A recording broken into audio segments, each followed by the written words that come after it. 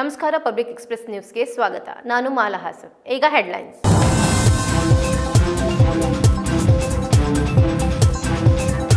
DK Shivakumar ವಿರುದ್ಧ ನಿಖಿಲ್ ಕುಮಾರಸ್ವಾಮಿ ಸವಾಲ್. ನಮ್ಮ ಜಮೀನು ಪರಿಹಾರ ಅರ್ಜಿ ಸಾಬೀತು ಮಾಡಿ, ಸುಳ್ಳು ಆರೋಪ ನಿಲ್ಲಿಸಿ, ರೈತರ ಮುಂದೆ ಅಪಪ್ರಚಾರ ಬೇಡ ಎಂದು ನಿಖಿಲ್ ಕುಮಾರಸ್ವಾಮಿ ಎಚ್ಚರಿಕೆ.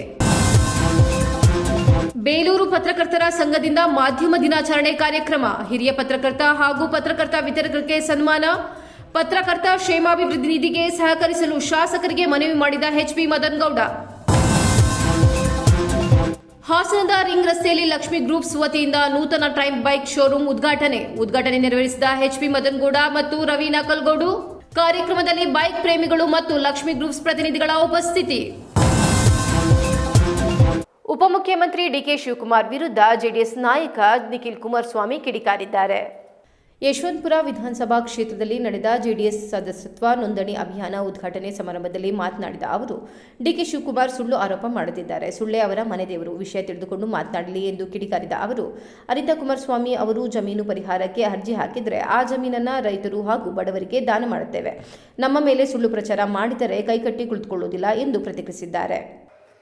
ಮೊನ್ನೆ ಬಂದು ಬಿಡದಿ ಟೌನ್ಶಿಪ್ ಬಗ್ಗೆ ಮಾತನಾಡಿ ಹೋಗಿದ್ದೀರಿ. ನಾನು 2 ದಿನದಿಂದ ಡೆಲ್ಲಿಲಿದ್ದೆ. ನಿನ್ನೆ ರಾತ್ರಿ ಬಂದೆ. ಮಾಧ್ಯಮದ ಸ್ನೇಹಿತರಿಗೂ ಕೂಡ ಇವತ್ತು ಬಹುಶಃ ನನಗೆ ಪ್ರಶ್ನೆ ಮಾಡ್ತಾರೆ, ಆದರೆ ವೇದಿಕೆ ಮೇಲೆ ನಾನು ಉತ್ತರ ಕೊಡ್ತೇನೆ. ಅದು ಯಾವ ಅಧಿಕಾರಿ ಹೇಳದ್ನೋ, ಅದು ಯಾವುದ ಪ್ರಾಧಿಕಾರದ ವ್ಯಕ್ತಿ ಹೇಳದ್ನೋ ನನಗೆ ಗೊತ್ತಿಲ್ಲಪ್ಪ. ನಮ್ಮ ಶಿವಕುಮಾರಣ್ಣನಿಗೆ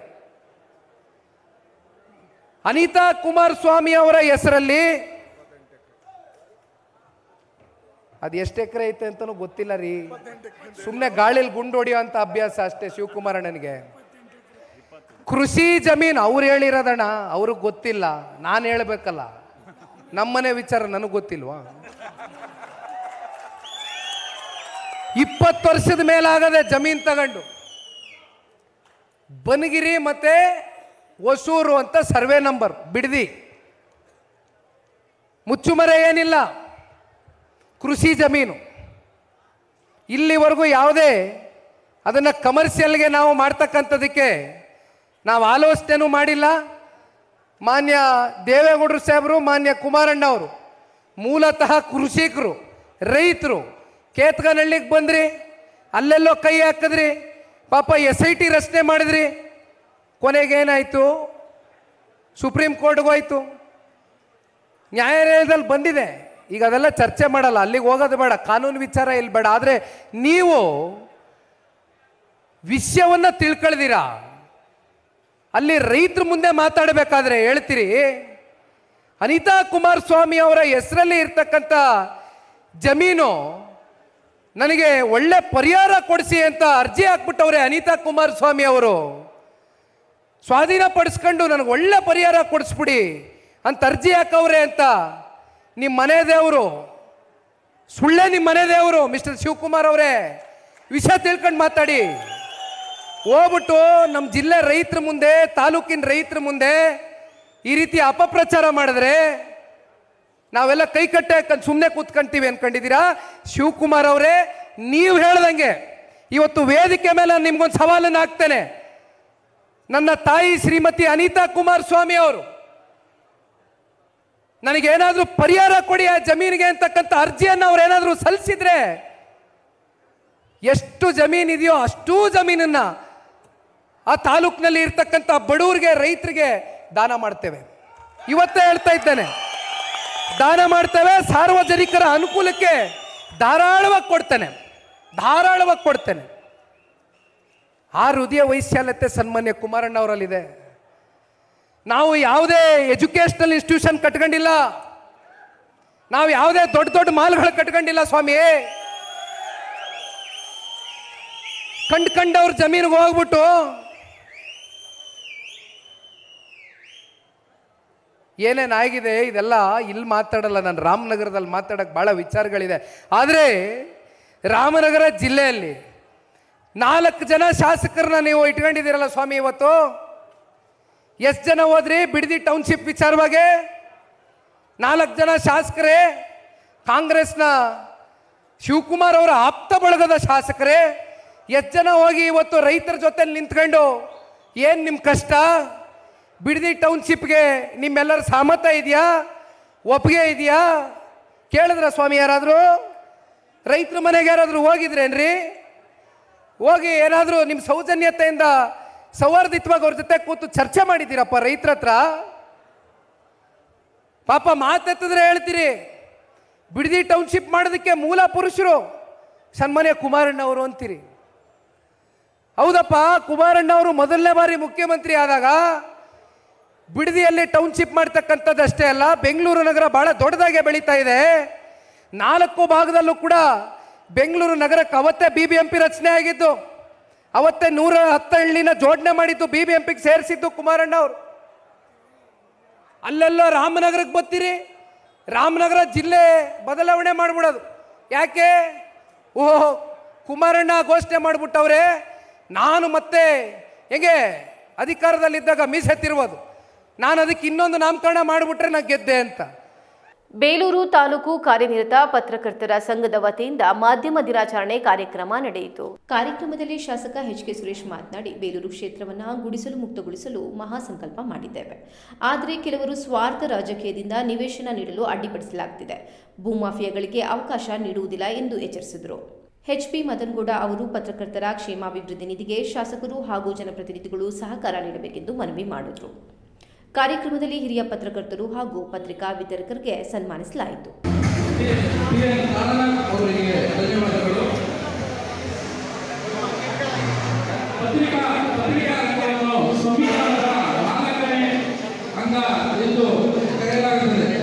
ಈ ಒಂದು 4ನೇ ರಂಗದಲ್ಲಿ ಕೆಲಸ ಮಾಡತಕ್ಕಂತಹ ಪತ್ರಕರ್ತರು ನೀಡುತ್ತಾರೆ ಹಾಗೂ ವರದಿಗಾರಿಕೆಯಲ್ಲಿ ಸಾಕಷ್ಟು ನೈಪುಣ್ಯತೆಯನ್ನು ಒಂದು ಕ್ಷೇತ್ರದ ಅಭಿವೃದ್ಧಿಯಲ್ಲಿ ಸಹ ಇವರ ಕೊಡುಗೆಯನ್ನು ನೀಡಿ ಈ ಒಂದು ಸನ್ಮಾನವನ್ನು ಸ್ವೀಕರಿಸತಕ್ಕಂತಹ ಕಲಾ ಪತ್ರಿಕೆಯ ರವಿವಣ್ಣ, ಪ್ರಕಾಶ ಪತ್ರಿಕೆ ಪತ್ರಿಕೆ ವರದಿಗಾರರಾದಂಥ ಸುನೀಲ್ ಪಡಿವಾಳು, ಗಿರಿವಾಹಿನಿ ಪತ್ರಿಕೆ ವರದಿಗಾರರಾದಂಥ BK ರಮೇಶ್, ಸಂಜೆ ಎಕ್ಸ್ಪ್ರೆಸ್ ಪತ್ರಿಕೆ ವರದಿಗಾರರಾದಂತಹ PR ಮಹೇಶ್ ಸನ್ಮಾನವನ್ನು ಸ್ವೀಕರಿಸುತ್ತಿದ್ದು, ಈ ಒಂದು ತಾಲೂಕು ಕಾರ್ಯನಿರತ ಪತ್ರಕರ್ತರ ಸಂಘದಿಂದ ಇಂದು ಸನ್ಮಾನವನ್ನು ನೀಡುತ್ತಿದ್ದೇವೆ. ಸನ್ಮಾನಿತರಿಗೆ ಎಲ್ಲ ಸನ್ಮಾನಿತರಿಗೂ ಕೂಡ ಅಭಿನಂದನೆಗಳು.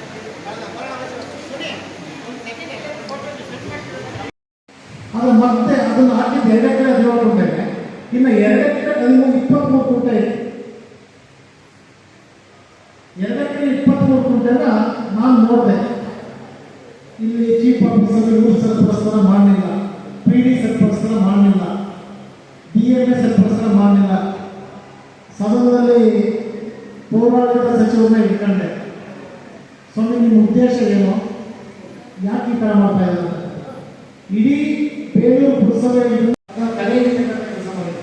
ಅದಕ್ಕೆ ಸ್ವಂತ ಬೋರ್ವೆಲ್ ಕೊಡಿಸ್ತಕ್ಕಂಥದ್ದು, ರಸ್ತೆ ಫಾರ್ಮೇಷನ್ ಮಾಡ್ತಕ್ಕಂಥದ್ದು, ಒಟ್ಟಾರೆ ಇಲ್ಲಿ ಏನು ಮತ್ತಿನ ಉದ್ಯಾನವನ ಸಮಸ್ಯೆ ಇದೆ. ನ್ಯಾಯಾಂಗ 3 ಬ್ರಹ್ಮ ವಿಷ್ಣು ಮಹೇಶ್ವರ ಇದ್ದಾರೆ. ಇದನ್ನು ತಿರ್ತಕ್ಕಂಥ ನ್ಯಾಯಾಂಗ ಯಾವುದು ಅಂದರೆ ಅದು ಮಾಧ್ಯಮ ಒಂದು ವರ್ಗ.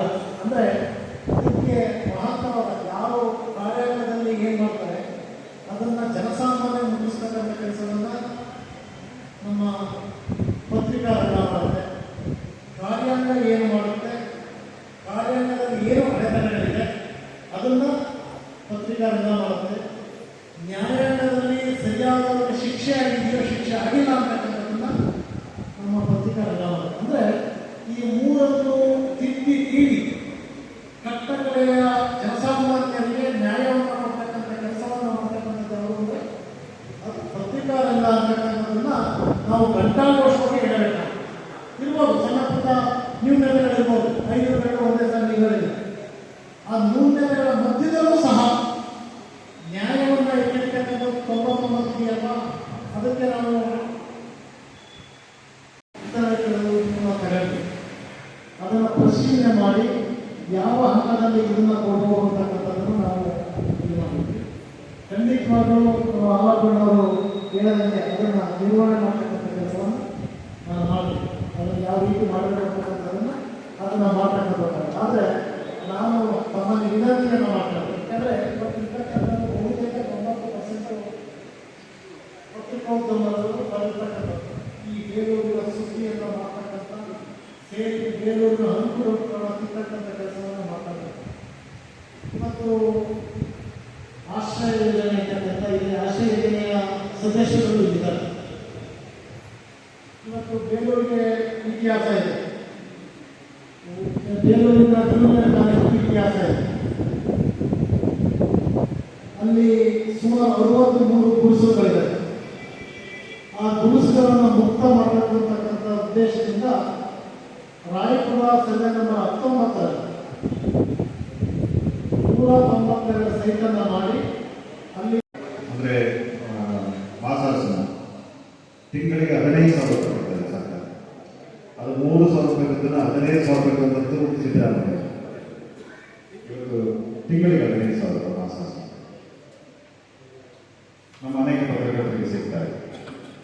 ಅನೇಕ ಪತ್ರಕರ್ತರು 15,000 ರೂಪಾಯಿ ಬಹಳ ದೊಡ್ಡ ದುಡ್ಡಲ್ಲ ಅಂತ ನಾವು ಕೊಡ್ತೀವಿ. ನಿವೃತ್ತಿ ಆದಂತಹ ಪತ್ರಕರ್ತರಿಗೆ ಎಷ್ಟು ಅನುಕೂಲ ಆಗುತ್ತೆ. ಅವರೇ ಹೇಳ್ತಾರೆ, ನಾವು ಮಾತ್ರೆಗಳಿಗೆ ನಾವು ತೆಗೆದುಕೊಂಡ ಔಷಧಿಗಳಿಗೆ ಉಪಯೋಗ ಮಾಡ್ತಾ ಇದ್ದೀವಿ. ಹಾಗಾಗಿ ಕೊಡುವಂತಹ ಒಂದು ರೀತಿಯಾದ ವ್ಯವಸ್ಥೆಗಳಲ್ಲಿ ಅದಕ್ಕೆ ನಾನು ಸುರೇಶ್ ಅವರಿಗೆ ವಿನಂತಿ ಮಾಡಿದ್ದೇನೆ. ಅಂದರೆ ಕ್ಷೇಮ ನಿಧಿ ಯಾಕೆ ಬೇಕು ಅಂತ ಹೇಳಿದ್ರೆ ಇವರೆಲ್ಲ ಆಡ್ತಾರೆ. ಅದೆಲ್ಲ ಈಗ ಸಿದ್ದರಾಮಯ್ಯ ಅವರು ನಮ್ಮ ಪತ್ರಕರ್ತರಿಗೆ ಏನೋ ಒಂದು ಸಣ್ಣ ಸಹಾಯ ಕೂಡ ಮಾಡ್ತಾರೆ ಹೇಳಬೇಕು. ಈಗ ಅಷ್ಟು ಅವ್ರಿಗೆ ಕಾಣ್ಕೊಡ್ತಾರೆ. ಇಲ್ಲ ಪ್ರತಿದಿನ ಪತ್ರಕರ್ತರಿಗೆ ಯಾವತ್ತೂ ಅನ್ಯಾಯ ಮಾಡಿದ್ದಾರೆ.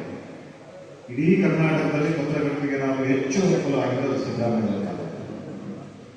ವಿತರಕರಿಗೆ ಅಂತ ಹೇಳಿ 2 ಕೋಟಿ ರೂಪಾಯಿಗಳನ್ನು ವಾರ್ತಾ ಇಲಾಖೆಗೆ ಇಟ್ಟಿದ್ದಾರೆ. 2 ಕೋಟಿ ವಿತರಕರಿಗೋಸ್ಕರ. ನಮ್ಮ ಪತ್ರಕರ್ತರ ಸಂಘಕ್ಕೆ 5 ಕೋಟಿ ರೂಪಾಯಿಗಳನ್ನು ಕೊಟ್ಟಿದ್ದಾರೆ. ರಾಜ್ಯ ಸಂಘಕ್ಕೆ ಭವನ ನಿರ್ಮಾಣ ಮಾಡಿ ಸ್ಪರ್ಧೆಗಳನ್ನು ಆಯೋಜಿಸುವ ಮೂಲಕ ಕ್ರಿಕೆಟ್ ಬಗ್ಗೆ ಆಗಲಿ ಗುಂಡು ಎಸೆತ ಇಷ್ಟಪಡ್ತೇನೆ. ಒಂದು ಪತ್ರಕರ್ತರ ಭವನವನ್ನು ಹೊಂದಿದೆ. ಅದರಲ್ಲಿ ಕಮರ್ಷಿಯಲ್ ಬಳಕೆ ಕೂಡ ಆಗಿದೆ. ಅದು ಬಂದಂತಹ ಬಾಡಿಗೆಯನ್ನು ಇಟ್ಟುಕೊಂಡು ಮತ್ತೆ ಕ್ಷೇಮ ನಿಧಿಗೆ 30 ಲಕ್ಷ ರೂಪಾಯಿಗಳನ್ನು ಆ ಕ್ಷೇತ್ರದ ಶಾಸಕರಾದಂತಹ CM ಬಾಲಕೃಷ್ಣ ಅವರು ವೈಯಕ್ತಿಕವಾಗಿ 30 ಲಕ್ಷ ಕೊಟ್ಟಿದ್ದಾರೆ. ತಾಲೂಕಿನ ಎಲ್ಲರಿಂದ ಅದನ್ನು ಸಂಗ್ರಹ ಮಾಡಿ ಅಧಿಕಾರಿಗಳ ರೂಪದಲ್ಲಿರ್ಬೋದು ಬೇರೆ ರೂಪದಲ್ಲಿರ್ಬೋದು ಸಂಗ್ರಹ ಮಾಡಿ 30 ಲಕ್ಷ ರೂಪಾಯಿಗಳನ್ನು ಕ್ಷೇಮ ನಿಧಿಗೆ ಕೊಡಿಸಿದ್ದಾರೆ. ಬೇಲೂರು ಚಂದ್ರಪಟ್ಟ ಬಾಲಕೃಷ್ಣ ಸುರೇಶ್ ಅವರು ಅದನ್ನು ಮಾಡಬಹುದು ಅಂತ ಹೇಳ್ತಾರೆ. ವೈಯಕ್ತಿಕವಾಗಿ ಕೊಡಬೇಕು ಅಂತ ನಾನು ಕೇಳಿದ್ರೆ ಮಾಡಿಕೊಡ್ಲಿಕ್ಕೆ ಅವಕಾಶಗಳಿದೆ. ಅದನ್ನು ಮಾಡಿದ್ದಾರೆ ಅವರು. ಹಾಗಾಗಿ ಸಿದ್ದರಾಮಯ್ಯ ಅವರ ಸರ್ಕಾರ ಬಂದ ಮೇಲೆ ಅನೇಕ ಪತ್ರಕರ್ತರಿಗೆ ಸಹಾಯವನ್ನು ಮಾಡುವ ಮೂಲಕ PTR ಸಿಂಧ್ಯಾ ಅವರು ಸಾರಿಗೆ ಸಚಿವರಾಗಿದ್ದಾಗ ನಾವು ಬಸ್ ಪಾಸ್ ಕೇಳಿದ್ವಿ. ಸಿಂಧ್ಯಾ ಅವರಾಗಿ 8 ವರ್ಷ ಆಗಿರ್ಬೋದು. ಅವತ್ತಿಂದ ಇವತ್ತು ಆ ಬಸ್ ಪಾಸ್ ವ್ಯವಸ್ಥೆಯನ್ನು ಸಿದ್ದರಾಮಯ್ಯ ಅವರು ಈ ಬಾರಿ ಮಾಡಿ ಹೋಗಿದ್ದಾರೆ. ಗ್ರಾಮೀಣ ಭಾಗದ ಪತ್ರಕರ್ತರಿಗೆ ಬಸ್ ಪಾಸನ್ನು ಅದು ಇನ್ನು ಕಾರ್ಯರೂಪಕ್ಕೆ ಈಗಾಗಲೇ 4,600 ಜನ ಪತ್ರಕರ್ತರಿಗೆ ಬಸ್ ಪಾಸ್ ವಿತರಣೆ ಆಗಿದೆ. ಕೊಟ್ಟೇ ಇಲ್ಲ ಅಂತಲೇ ಕೊಟ್ಟಿದ್ದಾರೆ. ಇನ್ನು ಉಳಿಕೆ ಏನು ಕೊಡಬೇಕಾಗಿದೆ ಅದಕ್ಕೆ ಸ್ವಲ್ಪ ಸರಳೀಕರಣ ಮಾಡಿ ವಿನಂತಿ ಮಾಡಿದ್ದೀವಿ. ಮಾಡಿ ಕೊಡ್ತೀವಿ ಅಂತ ಹೇಳಿದ್ದಾರೆ. ಯಾವತ್ತು ಒಂದು ಯೋಜನೆಗಳು ಈಗ ಇದು ಗ್ಯಾರಂಟಿ ಯೋಜನೆ ಅಲ್ಲ. ಹೀಗೆ ಬಂದು ಹೀಗೆ ಹೋಗ್ಲಿಕ್ಕೆ ಇದು ಶಾಶ್ವತ ಯೋಜನೆ. ಅದಕ್ಕೆ ಸರಿಯಾದ ಮಾನದಂಡಗಳನ್ನ ಇಟ್ಕೊಂಡೇ ಮಾಡಬೇಕಾಗುತ್ತೆ. ಒಂದು ಸಾರಿ ಕೊಟ್ಟಂಥ ಯೋಜನೆ ಕೊನೆಯವರು ಉಳಿಬೇಕು.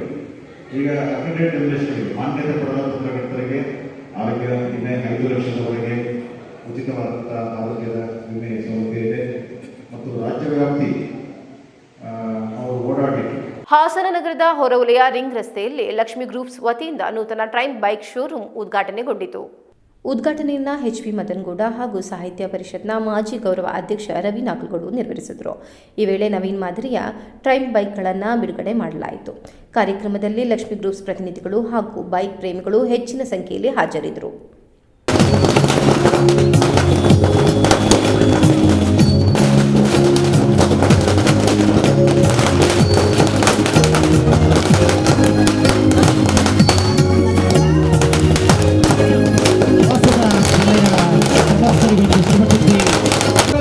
ಮುಖಾಂತರ ಹಾಸನದ ಯುವಕರಿಗೊಂದು ಪೂರ್ಣ ಅವಕಾಶ ಬೈಕ್ ಶೋರೂಮ್ನ ಉದ್ಘಾಟನೆ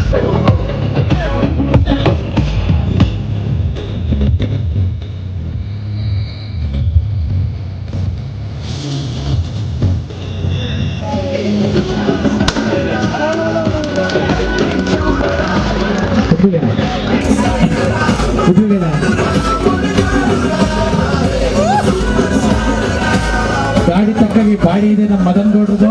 ಯುವಕರಿಗೆ ಹೊಡಿರಿ ಒಂದು ಜ್ವರ ಚಪ್ಪಾಳೆ, ಯುವಕರಿಗೊಂದು ಸ್ಫೂರ್ತಿದಾಯಕವಾಗಿ ಈ ಒಂದು ಸ್ವಯಂ what I gotta say.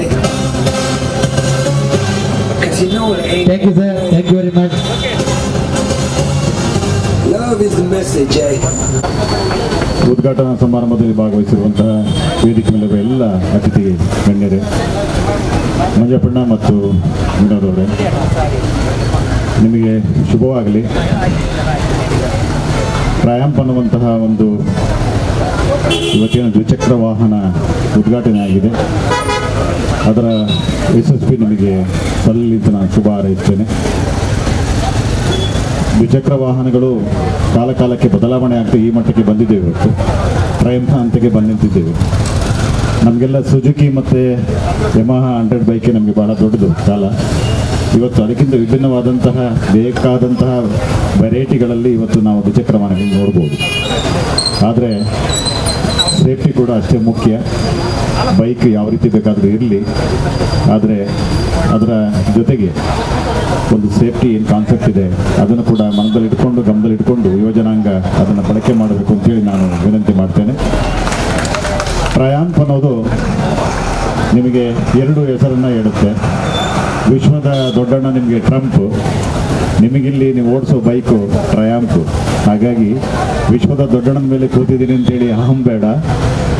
ಹಾಗಾಗಿ ಎಚ್ಚರಿಕೆಯಿಂದ ಈ ವಾಹನವನ್ನು ಚಲಾಯಿಸುವಂತಹ ಒಂದು ಎಚ್ಚರಿಕೆಯನ್ನು ಎಲ್ಲರೂ ತೆಗೆದುಕೊಳ್ಳಿ. ಈ ವಾಹನ ಓಡಿಸುವಂತಹ ಎಲ್ಲರಿಗೂ ಶುಭವಾಗಲಿ. ಯಾವುದೇ ಅನಾಹುತ ಸದಾಕಾಲ ಸಂಭವಿಸದಿರಲಿ ಅಂತೇಳಿ ನಾನು ಪ್ರಾರ್ಥಿಸ್ತೇನೆ. ಒಳ್ಳೆಯದಾಗಲಿ. ಹಾಗಾಗಿ ಸ್ಪೆಷಲ್ ಥ್ಯಾಂಕ್ಸ್ ಟು ವಿನೋದ್. ಸ್ಟೇಷನಲ್ಲಿದ್ದಾಗ ವಿನೋದ್ ಬಂದು ಒಂದು ಕಾರ್ಯಕ್ರಮಕ್ಕೆ ಬರಬೇಕು ಅಂತ ಹೇಳಿ ಕೇಳಿಕೊಂಡ್ರು. ಈ ಒಂದು ಬೈಕ್ನ ಇನಾಗ್ರೇಷನ್ ಮಾಡುವಂಥ ಒಂದು ಸುಂದರವಾದ ಅವಕಾಶವನ್ನು ವಿನೋದ್ರವರು ಮಾಡಿಕೊಟ್ಟಿದ್ದಾರೆ. ಅವರಿಗೆ ನಿಮ್ಮೆಲ್ಲರ ಪರವಾಗಿ ಹೃತ್ಪೂರ್ವಕವಾದ ಅಭಿನಂದನೆಗಳನ್ನು ಸಲ್ಲಿಸ್ತೇನೆ. ಎರಡನೇದಾಗಿ ಆಗಲೇ ಸರ್ ಹೇಳ್ದಂಗೆ ಟ್ರಂಪು, ನಾನು ಬಂದಾಗ ಪ್ರೊನೌನ್ಸಿಯೇಷನ್ ಟ್ರಂಪು ಅಂತಲೇ ಎಂದೆ. ವಿಶ್ವದ ದೊಡ್ಡಣ್ಣ ಟ್ರಂಪು. ಬೈಕ್ಗಳು ನೋಡ್ತಾ ಇದ್ರೆ ಖುಷಿ ಆಗ್ತಾ ಇದೆ. ನಾವು ಒಂದು ತಗೊಂಡು ಓಡಿಸ್ಬೇಕು ಅಂತ. ಈಗೆಲ್ಲ ತುಂಬ ಕ್ರೇಜ್ ಆಗಿದೆ ಬೈಕ್ ಒಂದೇ. ಆಲ್ಮೋಸ್ಟ್ ಯಾರ್ಯಾರು ದೊಡ್ಡ ದೊಡ್ಡ ಕಾರ್ ಇಟ್ಟಿರ್ತಾರೋ ಎಲ್ಲರ ಮನೇಲಿ 100% ಈ ಥರ ಬೈಕ್ಗಳು ಇರ್ತವೆ. ಒಳ್ಳೆ ಒಂದು ಬೆಳವಣಿಗೆ. ಹಾಸನಕ್ಕೆ ಎಲ್ಲ ಇತ್ತು, ಆದರೆ ಅಡ್ವೆಂಚರ್ ಮಾಡೋದು, ಸ್ಪೋರ್ಟ್ಸ್ ಬೈಕು, ಕ್ಲಾಸಿಕ್ ಬೈಕುಗಳು ಇರಲಿಲ್ಲ, ಒಂದು ಶೋರೂಮ್ ಇರಲಿಲ್ಲ. ಆ ಒಂದು ಹಾಸನಕ್ಕೆ ಆ ಭಾಗ್ಯವನ್ನು ಕಲ್ಪಿಸಿದಂಥ ವಿನೋದ್ರವ್ರಿಗೆ ತಾಯಿ ಹಾಸನಾಂಬೆ ಒಳ್ಳೇದು ಮಾಡಲಿ. ಇದರಿಂದ ಇನ್ನೂ ಉನ್ನತವಾದ ಸ್ಥಾನಕ್ಕೆ ವಿನೋದ್ ಹೋಗಲಿ ಅಂತ ಹೇಳಿ ನಾನು ನಿಮ್ಮೆಲ್ಲರ ಮೂಲಕವಾಗಿ ಪ್ರಾರ್ಥಿಸ್ತೇನೆ. ಹೆಚ್ಚಿನದಾಗಿ ಒಳ್ಳೆ ಫಂಕ್ಷನ್ ಮಾಡಿದ್ದೀರಾ. ಈ ಶುಭ ಸಂಜೆಯಲ್ಲಿ ಅಶ್ವಿನಿ ದೇವತೆಗಳು ಮೇಲೆ ಓಡಾಡ್ತಾ ಇರ್ತಾರೆ. ಯಾವುದು ಪಾಸಿಟಿವ್ ಆಗಿ ಥಿಂಕ್ ಮಾಡ್ತಿರ್ತೀರ, ಮೇಲಿಂದ ಅಸ್ತು ಅಂತಿದ್ದಾರೆ. ನನಗನ್ಸುತ್ತೆ ಇಂಥ ಒಂದು ಪ್ರೋಗ್ರಾಮ್ ಮಾಡಿದೆಯಾ ಈ ಒಂದು ಸುಂದರ ಸಂಜೆಯಲ್ಲಿ, ನಿನಗೆ ದೇವರು ಒಳ್ಳೇದು ಮಾಡ್ತಾನೆ. ಏನು ಈ ಬಿಲ್ಡಿಂಗಲ್ಲಿ ಬಾಡಿಗೆ ತೊಗೊಂಡಿದ್ಯಾ, ಇನ್ನೂ 16 ಶೋರೂಮ್ಗಳನ್ನ ಮಾಡಿ ಎತ್ತರವಾದ ಸ್ಥಾನಕ್ಕೆ ಹೋಗಲಿ ಅಂತ ಹೇಳಿ ನಾನು ಪ್ರಾರ್ಥನೆ ಮಾಡ್ಕೊತ, ನನ್ನನ್ನು ಕರೆಸಿ ಈ ಬೈಕ್ ಇನಾಗ್ರೇಷನ್ ಮಾಡೋ ಒಂದು ಭಾಗ್ಯವನ್ನು ಕಲ್ಪಿಸಿಕೊಟ್ಟಂತ ಲಕ್ಷ್ಮಿ ಗ್ರೂಪ್ಸ್ಗೂ ಹಾಗೂ ಶುಭ ಸಂಜೆ ನಮಸ್ಕಾರಗಳನ್ನು ತಿಳಿಸ್ತಾರೆ. ಇವತ್ತೇನು ನೂತನವಾಗಿ ಹಾಸನದಲ್ಲಿ ಟ್ರಯಾಂಪ್ ಒಂದು ಹೊಸ ಬೈಕನ್ನು ಲಕ್ಷ್ಮಿ ಗ್ರೂಪ್ಸ್ನ ಮಾಲೀಕರು ಮಂಜಪ್ಪಣ್ಣ ಇರ್ಬೋದು, ಅವರ ಸುಪುತ್ರ ವಿನೋದ್ ಇರ್ಬೋದು, ಅವರ ಸೊಸೆ ಸುರಕ್ಷಾ ಅವರಿರ್ಬೋದು, ಮಂಜಪ್ಪಣ್ಣವರ ಪತ್ನಿ ಸೇರಿದಂತೆ ಅವರ ಕುಟುಂಬ ವರ್ಗದವರು, ಅವರೆಲ್ಲ ಸಂಬಂಧಿಕರು ಇವತ್ತು ಈ ದಿನ ಇಲ್ಲಿ ಒಂದು ಅತ್ಯಂತ ಸುಂದರವಾದಂಥ ಯಶಸ್ವಿ ಕಾರ್ಯಕ್ರಮದಲ್ಲಿ ಪಾಲ್ಗೊಂಡು ಹಾಸನಕ್ಕೆ ಒಂದು ವಿನೂತನವಾದ ಬೈಕನ್ನು ಈ ದಿನ ಇವತ್ತು ಎಲ್ಲ ವೇದಿಕೆ ಮೇಲಿರ್ತಕ್ಕಂಥ ಗಣ್ಯರ ಸಮ್ಮುಖದಲ್ಲಿ ಇವತ್ತು ಉದ್ಘಾಟನೆಯನ್ನು ಮಾಡಲಾಗಿದೆ. ಈ ಒಂದು ಕಾರ್ಯಕ್ರಮದ ಯಶಸ್ವಿಗೆ ಶ್ರೀಯುತ ಮದನ್ ಗೌಡ್ರು, ಬೈರ್ಗುಡಿ ಚಂದ್ರಣ್ಣವರು, ನಂಚಮನಹಳ್ಳಿ ಕಾಂತರಾಜ್ ಅವರು, ನಮ್ಮ ಇನ್ಸ್ಪೆಕ್ಟರ್ ರಾಘವೇಂದ್ರ ಪ್ರಸಾದ್ ಅವರು, ಈ ಒಂದು ಕಂಪ್ನಿಯ ಕರ್ನಾಟಕ ಹೆಡ್ ದೇವಶಶಿ ಅವರು ಸೇರಿದಂತೆ ಎಕ್ಸಿಕ್ಯೂಟಿವ್ ಇಂಜಿನಿಯರ್ ರಂಗಸೋಮಣ್ಣ, ಎಲ್ಲರೂ ಕೂಡ ಮಂಜಪ್ಪಣ್ಣ, ಇಲ್ಲಿ ನಮ್ಮ ಹಿರಿಯ ಶಿಕ್ಷಕರಾದಂಥ ಮಹೇಶ್ ಅಣ್ಣ ಅವರಿದ್ದಾರೆ, ಲೋಕೇಶ್ ಅವರಿದ್ದಾರೆ, ನೌಕರ ಸಂಘ ಮತ್ತು ಶಿಕ್ಷಕರ ಸಂಘದ ಸಂಘಟಕರಾದಂಥ ತಮ್ಮಣ್ಣ ಶೆಟ್ಟಿ ಇದ್ದಾರೆ.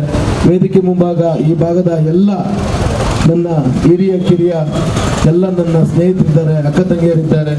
ನಿಜಕ್ಕೂ ಕೂಡ ಈ ಒಂದು ಟ್ರಯಾಂಪ್ ಬೈಕು ನಿಜವಾಗ್ಲೂ ಕೂಡ 1902ರಲ್ಲಿ ಇವತ್ತು ಬ್ರಿಟಿಷರ ಒಂದು ಆಸಕ್ತಿಯಿಂದ ಬಹಳ ಇಂಟ್ರೆಸ್ಟ್ ಬೈಕ್ ಅದು ಬ್ರಿಟಿಷ್ನವ್ರಿಗೆ ಅಂತೇಳಿ ನಾನು ಕೇಳ್ಪಟ್ಟಿದ್ದೇನೆ. ಅವತ್ತಿನಿಂದ ಇವತ್ತಿನವರೆಗೂ ಕೂಡ ಸುದೀರ್ಘವಾಗಿ ಈ ಒಂದು ಕಂಪನಿ ವಿದೇಶದಿಂದ ಈ ದೇಶದಿಂದ ಇಲ್ಲಿ ಹಾಸನದವರೆಗೂ ಕೂಡ ಬರುವ ಮೂಲಕ ಟ್ರಯಾಂಪ್ ಬೈಕ್ ಇವತ್ತು ಇಲ್ಲಿ ಲಾಂಚ್ ಆಗಿದೆ. ಇದು ಬಹಳ ಅನುಭವ ಇರ್ತಕ್ಕಂಥ ದೊಡ್ಡ ಒಂದು ಕಂಪನಿ. ನಾವೆಂಗೆ Enfield, Suzuki Samurai, Bajaj Chetak, Yamaha bike, Hero Honda Splendor ಅಂತ ಏನು ಹೇಳ್ತೀವಿ, ಅದಕ್ಕಿಂತ ಹಳೆಯದಾದಂಥ ಒಂದು ಬಹುದೊಡ್ಡ ಕಂಪನಿ ಇವತ್ತು ಬಂದಿದೆ ಹಾಸನದಲ್ಲಿ. ಇವತ್ತು ಅದು ಕೂಡ ನಮ್ಮ ಬಡಾವಣೆಯಲ್ಲಿ ಇವತ್ತು ಅತ್ಯುತ್ತಮವಾದಂಥ ಒಂದು ಸುಸಜ್ಜಿತವಾದ ಕಟ್ಟಡದಲ್ಲಿ ಬಿಡುಗಡೆ ಆಗಿದೆ. ಈ ಬೈಕ್ ಹೆಂಗೆ ಯಮಹಾ ಬೈಕು RX ಇತ್ತು, ಅದೇ ರೀತಿ ಏನು ಬುಲೆಟ್ ಎನ್ಫೀಲ್ಡ್ ಇತ್ತು, ಅದೇ ರೀತಿ ಇದೊಂದು ಬಹಳ ಯುವಕರಿಗೆ ಕ್ರೇಜ್ ಆಗಿರ್ತಕ್ಕಂಥ ಬೈಕು. ಇದರಲ್ಲಿ ಬಹಳ 400cc 250cc ಎಲ್ಲ ರೀತಿಯ ಸಿಸಿಗಳನ್ನು ಒಳಗೊಂಡಿದೆ. ಎಷ್ಟು ಇದಕ್ಕೆ ಹೈ ಸ್ಪೀಡ್ ಕೆಪಾಸಿಟಿಯನ್ನ ಕಂಪನಿ ಕೊಟ್ಟಿದೆ, ಅಷ್ಟೇ ನಾವು ಕೂಡ ಜಾಗೃತರಾಗಿ ಬೈಕನ್ನು ನಾವು ಇಟ್ಕೋಬೇಕಾಗ್ತದೆ, ಚಲಾವಣೆ ಮಾಡಬೇಕಾಗ್ತದೆ. ನಮಗೆ ಬೈಕ್ ತುಂಬಾ ಪ್ರೆಷರ್ ಪುಲ್ಲಿಂಗ್ ಇದೆ ಅನ್ನೋದು ಮುಖ್ಯ ಅಲ್ಲ, ಬೈಕ್ನ ನಾವು ಯಾವ ರೀತಿ ಚಾಲನೆ ಮಾಡ್ತೀವಿ ಅನ್ನೋದು ಕೂಡ ಅತಿ ಮುಖ್ಯ ಆಗ್ತದೆ. ಅಂತ ಒಂದು ವಿನೂತನವಾದಂಥ ಟ್ರಯಾಂಪ್ ಎಂಬ ಬೈಕನ್ನು ಇವತ್ತು ಇಲ್ಲಿ ನಾವು ಇವತ್ತು ಲಾಂಚನ್ನ ಎಲ್ಲರೂ ಸೇರಿ ಮಾಡಿದ್ದೇವೆ. ನಿಜವಾಗ್ಲೂ ಕೂಡ ಮಂಜಪ್ಪಣ್ಣ ಅವರು ಇರ್ಬೋದು, ಅವರ ಧರ್ಮಪತ್ನಿ ಅವರು ಇರ್ಬೋದು, ವಿನೋದ್ ಅವರು ಇರ್ಬೋದು, ನಮ್ಮ ಸುರಕ್ಷಾ ಅವರು, ಅವರ ಏನು ವಿನೋದ್ ಅವರ ಧರ್ಮಪತ್ನಿ, ಅವರೆಲ್ಲರೂ ಸೇರಿ ಇದು ಮಾಡಿದ್ದಾರೆ. ನಿಜವಾಗ್ಲೂ ಕೂಡ ಇದು ಹಾಸನಕ್ಕೆ ಒಂದು ಅತ್ಯುತ್ತಮವಾದಂಥ ಶೋರೂಮ್ ಆಗಲಿ, ಇನ್ನೂ ಹೆಚ್ಚು ಹೆಚ್ಚು ಇಂಥ ಶೋರೂಮ್ಗಳು ಹಾಸನಕ್ಕೆ ಬರಲಿ. ಈಗಾಗಲೇ ಧರ್ಮಸ್ಥಳ ಪ್ರಕರಣದಲ್ಲಿ ಯೂಟ್ಯೂಬರ್ಗಳಿಗೆ ಹಣ ಫಂಡಿಂಗ್ ಆಗಿದೆ ಎಂಬ ಚರ್ಚೆಯ ನಡುವೆ ಚನ್ನರಾಯಪಟ್ಟಣದ ಯೂಟ್ಯೂಬರ್ ಅಭಿಷೇಕ್ ಹೆಸರು ಮುನ್ನೆಲೆಗೆ ಬಂದಿದೆ. 3 ದಿನಗಳ ಹಿಂದೆ SIT ಅಧಿಕಾರಿಗಳು ಸ್ಥಳೀಯ ಟೀ ಅಂಗಡಿಯಿಂದ ಅವನನ್ನು ವಿಚಾರಣೆಗೆ ಕರೆದುಕೊಂಡು ಹೋಗಿದ್ದಾರೆ. ಈ ವೇಳೆ ಅಭಿಷೇಕ್ ತಂದೆ ತಾಯಿ ಮಾತನಾಡಿ, ನನ್ನ ಮಗ ನಿರ್ದೋಷಿ, ಸುಳ್ಳು ಆರೋಪ ಮಾಡಲಾಗ್ತಿದೆ, SIT ತನಿಖೆಯಲ್ಲಿ ಸತ್ಯ ಹೊರಬರಲಿದೆ ಎಂದು ಭರವಸೆ ವ್ಯಕ್ತಪಡಿಸಿದರು. ಟ್ರೈ ಮಾಡ್ತಾರೆ, ನಾನು ಕೇಳಲ್ಲ, ಇದಾಗಿದೆ, ಅವನು ಬಂದಿಲ್ಲ ಅಂದಿದ್ದೀನಿ.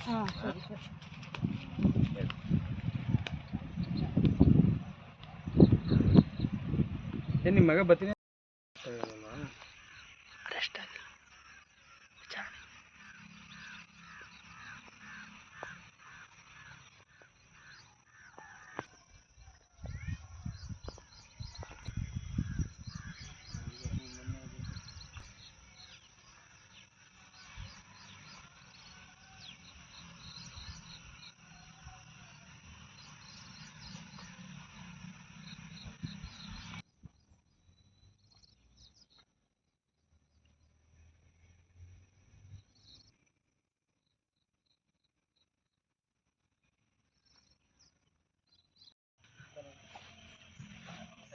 ನಮಸ್ತೆ.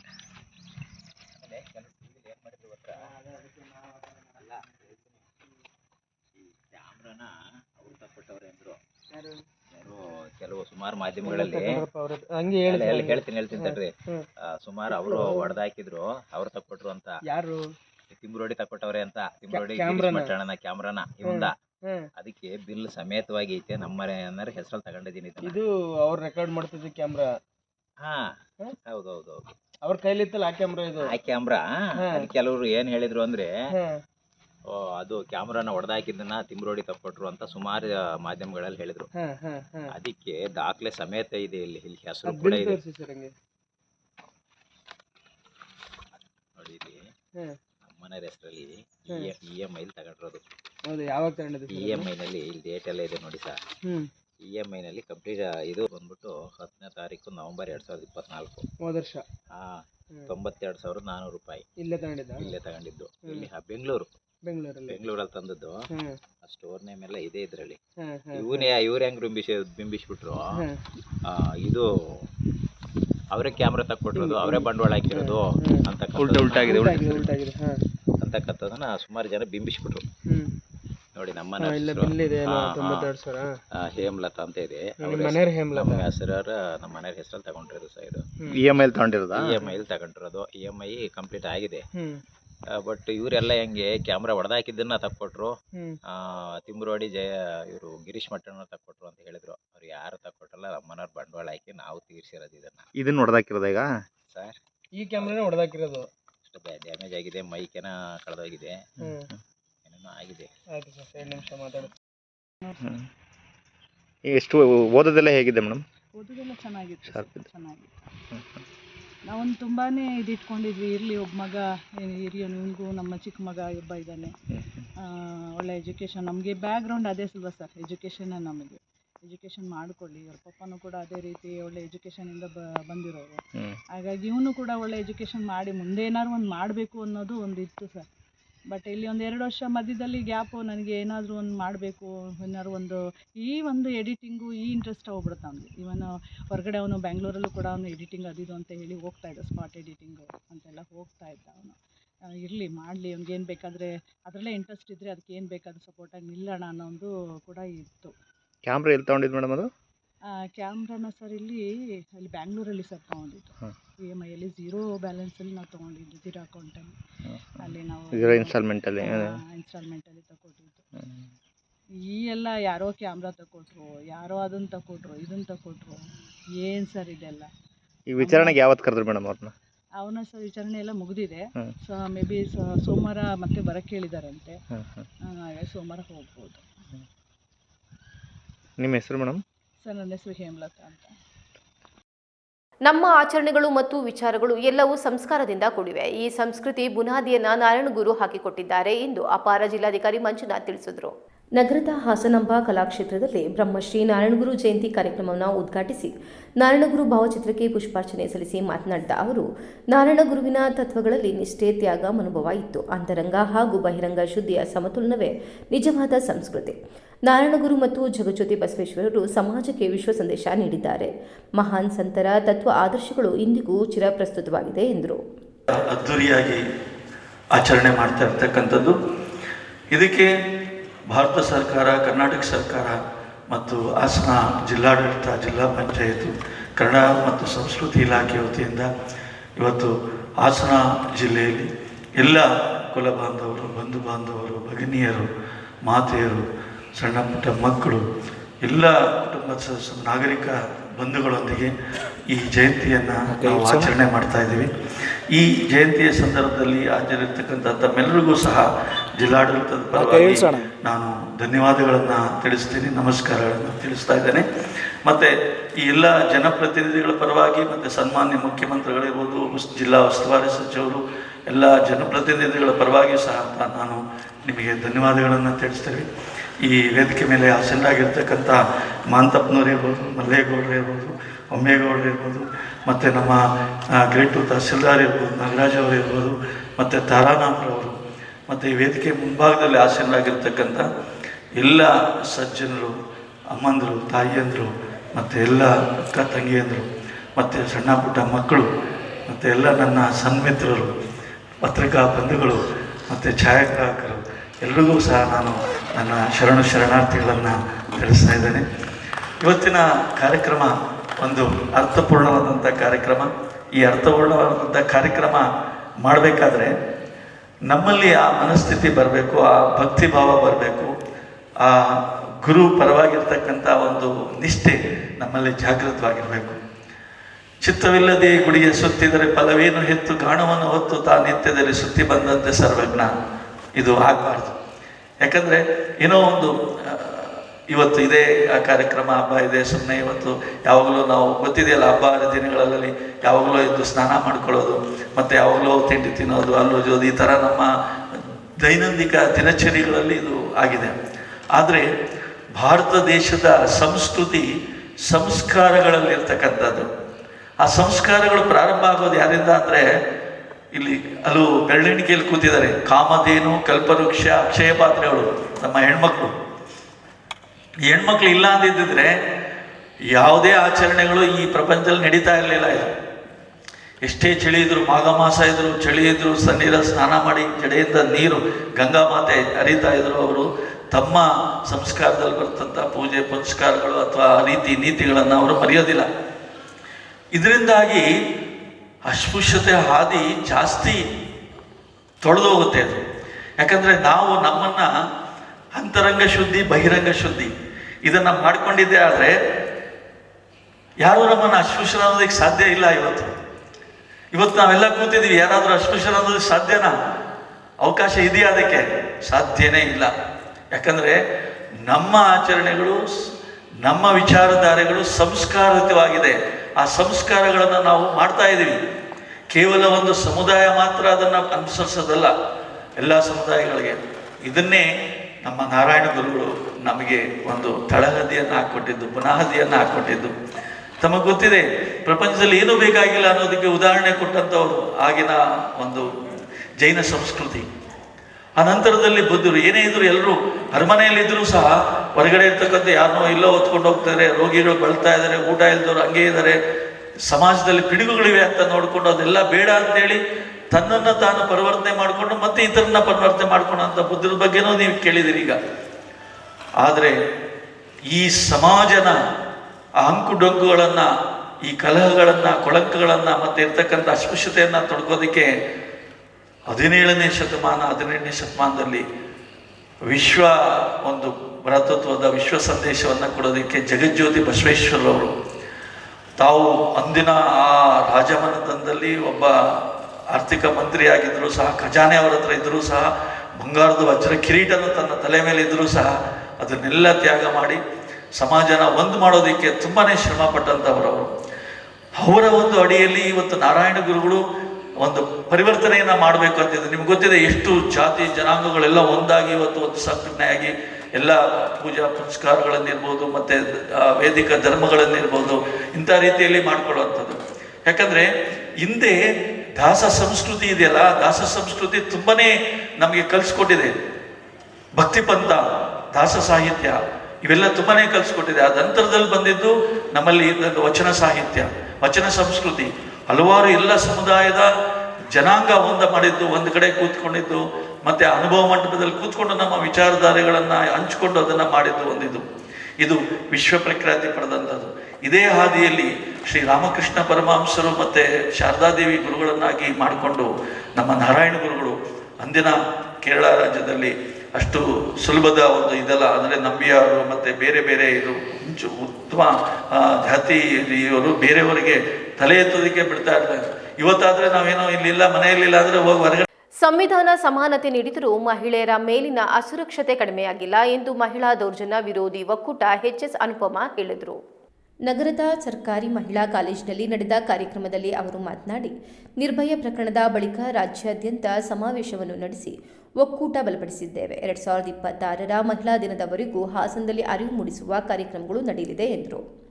ಸಭೆಯಲ್ಲಿ ಸಿ ಸೌಭಾಗ್ಯ, ಡಾಕ್ಟರ್ ಕವಿತಾ, ಟಿ.ಎಲ್. ರೇಖಾಂಬ ಸೇರಿದಂತೆ ಅನೇಕರು ಉಪಸ್ಥಿತರಿದ್ದರು.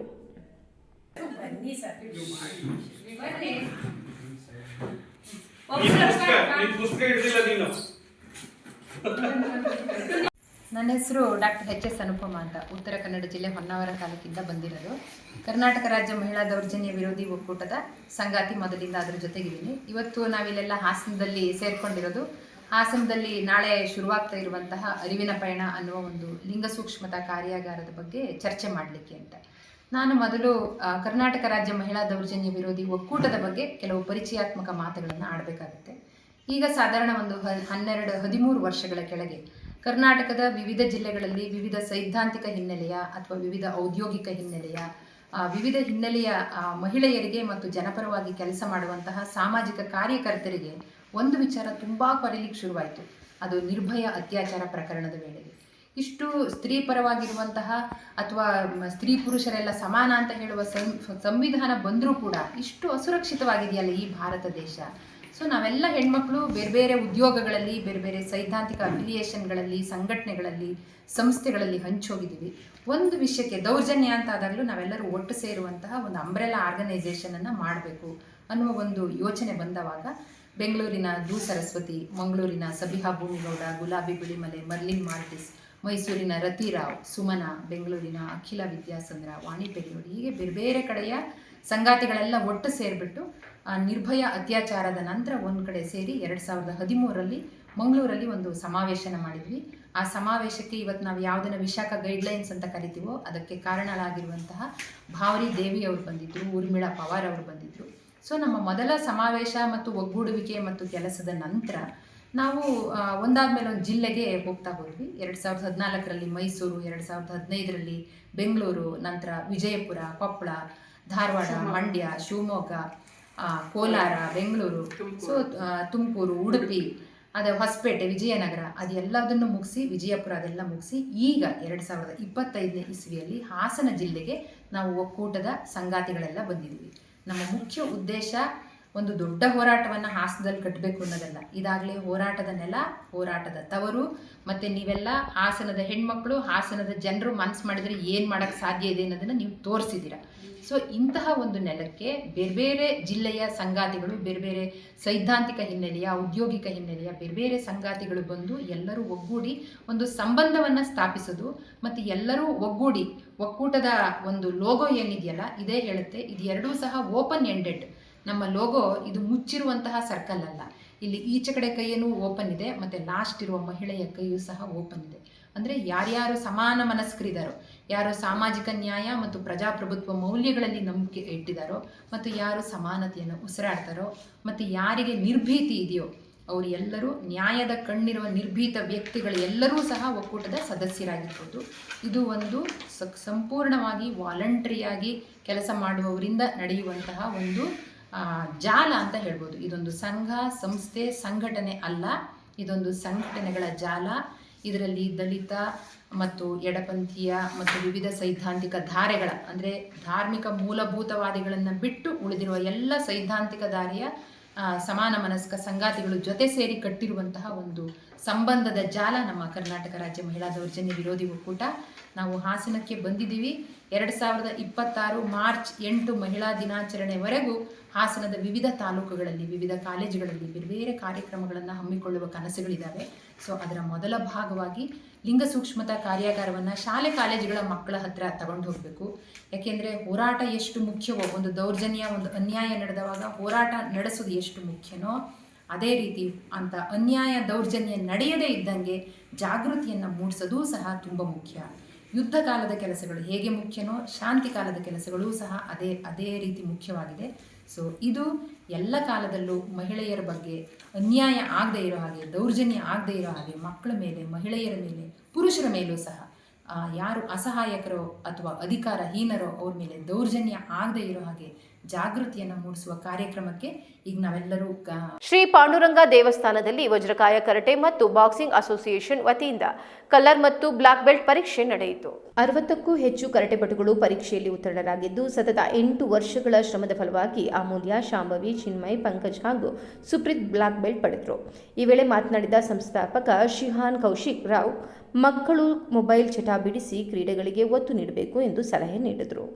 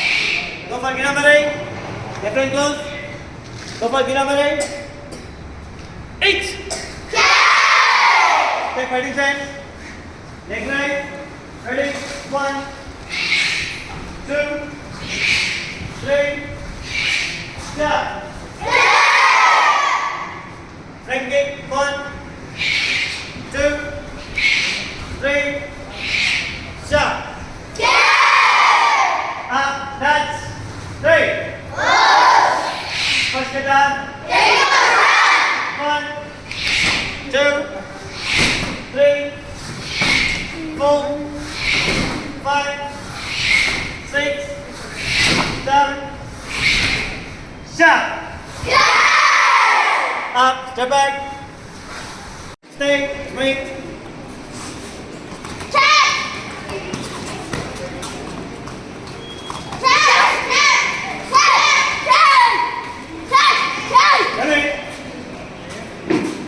Ready? Stay, wait. Wait.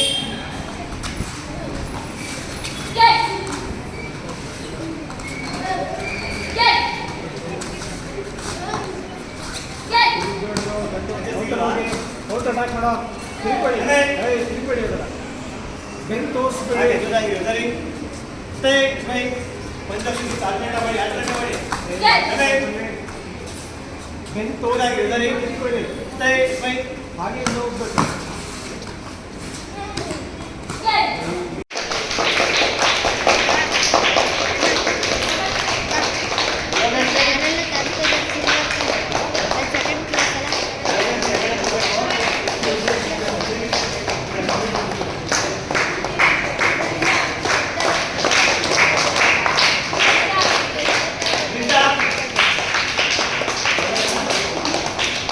ಹಾಸನದ ಕುವೆಂಪು ರಸ್ತೆಯಲ್ಲಿರುವ ಹಾಸನ ಲಯನ್ಸ್ ಸಭಾಂಗಣದಲ್ಲಿಂದು 160 ಬಡ ಕುಟುಂಬಗಳಿಗೆ ಆಹಾರ ಕಿಟ್ಗಳನ್ನು ವಿತರಿಸಲಾಯಿತು. ಕಾರ್ಯಕ್ರಮವನ್ನು ಮಹಾನಗರ ಪಾಲಿಕೆ ಮೇಯರ್ ಹೇಮಲತಾ ಕಮಲ್ಕುಮಾರ್ ಹಾಗೂ ಲಯನ್ ಜಿಲ್ಲಾ ಕಾರ್ಯಪಾಲ ಅರವಿಂದ್ ಶೆಣೈ ಉದ್ಘಾಟಿಸಿದರು. ಕಾರ್ಯಕ್ರಮದಲ್ಲಿ ಕ್ಲಬ್ ಅಧ್ಯಕ್ಷ ಎಚ್ ರಮೇಶ್, ಕಾರ್ಯದರ್ಶಿ ಸಿ ಶಿವಸ್ವಾಮಿ, ಖಜಾಂಚಿ ಚನ್ನೇಗೌಡ ಸೇರಿದಂತೆ ಹಲವರು ಭಾಗವಹಿಸಿದರು.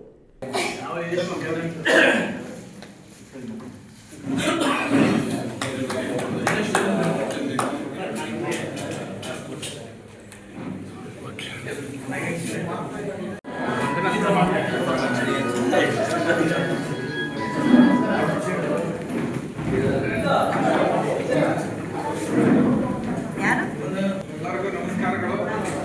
ಈ ದಿನ ಒಂದು ವಿಶೇಷ ದಿನ. ಅನ್ನಪೂರ್ಣ ಯೋಜನೆಯಡಿ ಇಡೀ ಸರ್ಕಾರಕ್ಕೆ ನಮ್ಮ ಗೌರವ್ ಸಾಹೇಬರು 16 ಲಕ್ಷದ ಮೊತ್ತದಲ್ಲಿ 5 ಸೀಟನ್ನು ವಿತರಣೆ ಮಾಡುವ ಒಂದು ಕಾರ್ಯಕ್ರಮವನ್ನು ಜಿಲ್ಲೆಯಾದ್ಯಂತ ಹಮ್ಮಿಕೊಂಡು ಎಲ್ಲ ಕಡೆ ಉದ್ಘಾಟನೆ ಮಾಡ್ಕೊಂಡು ಬರ್ತಿದ್ದಾರೆ. ಇವತ್ತು ನಮ್ಮ ಜೊತೆಗಿದ್ದಾರೆ. ಈ ಸಂದರ್ಭದಲ್ಲಿ ನಮ್ಮ ಇದು ನಗರಪಾಲಿಕೆಯ ಕೂಡ ನಮ್ಮ ಜೊತೆಗಿದ್ದು ಇವತ್ತು ಆಹಾರ ಕಿಟ್ಗಳನ್ನ ವಿಶೇಷವಾಗಿ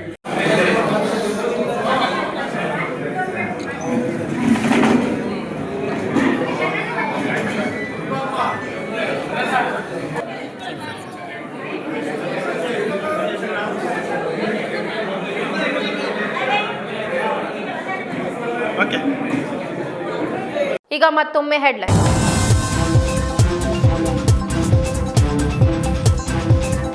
ಡಿಕೆ ಶಿವಕುಮಾರ್ ವಿರುದ್ಧ ನಿಖಿಲ್ ಕುಮಾರಸ್ವಾಮಿ ಸವಾಲ್. ನಮ್ಮ ಜಮೀನು ಪರಿಹಾರ ಅರ್ಜಿ ಸಾಬೀತು ಮಾಡಿ, ಸುಳ್ಳು ಆರೋಪ ನಿಲ್ಲಿಸಿ, ರೈತರ ಮುಂದೆ ಅಪಪ್ರಚಾರ ಬೇಡ ಎಂದು ನಿಖಿಲ್ ಕುಮಾರಸ್ವಾಮಿ ಎಚ್ಚರಿಕೆ. ಬೇಲೂರು ಪತ್ರಕರ್ತರ ಸಂಘದಿಂದ ಮಾಧ್ಯಮ ದಿನಾಚರಣೆ ಕಾರ್ಯಕ್ರಮ. ಹಿರಿಯ ಪತ್ರಕರ್ತ ಹಾಗೂ ಪತ್ರಕರ್ತ ವಿತರಕರಿಗೆ ಸನ್ಮಾನ. ಪತ್ರಕರ್ತ ಕ್ಷೇಮಾಭಿವೃದ್ಧಿ ನಿಧಿಗೆ ಸಹಕರಿಸಲು ಶಾಸಕರಿಗೆ ಮನವಿ ಮಾಡಿದ ಎಚ್ಪಿ ಮದನಗೌಡ. ಹಾಸನದ ರಿಂಗ್ ರಸ್ತೆಯಲ್ಲಿ ಲಕ್ಷ್ಮಿ ಗ್ರೂಪ್ಸ್ ವತಿಯಿಂದ ನೂತನ ಟ್ರೈಮ್ ಬೈಕ್ ಶೋರೂಮ್ ಉದ್ಘಾಟನೆ ನೆರವೇರಿಸಿದ ಎಚ್ಪಿ ಮದನಗೌಡ ಮತ್ತು ರವಿ ನಕಲ್ಗೌಡು. ಕಾರ್ಯಕ್ರಮದಲ್ಲಿ ಬೈಕ್ ಪ್ರೇಮಿಗಳು ಮತ್ತು ಲಕ್ಷ್ಮಿ ಗ್ರೂಪ್ಸ್ ಪ್ರತಿನಿಧಿಗಳ ಉಪಸ್ಥಿತಿ. ಇದಿಷ್ಟು ಈವರೆಗಿನ ಪ್ರಮುಖ ಸುದ್ದಿಗಳು. ಸಮಗ್ರ ಸುದ್ದಿಗಳಿಗಾಗಿ ನೋಡ್ತಾ ಇರಿ ಪಬ್ಲಿಕ್ ಎಕ್ಸ್‌ಪ್ರೆಸ್ ಕನ್ನಡ. ಪಯಣ ನಿಮ್ಮೊಂದಿಗೆ.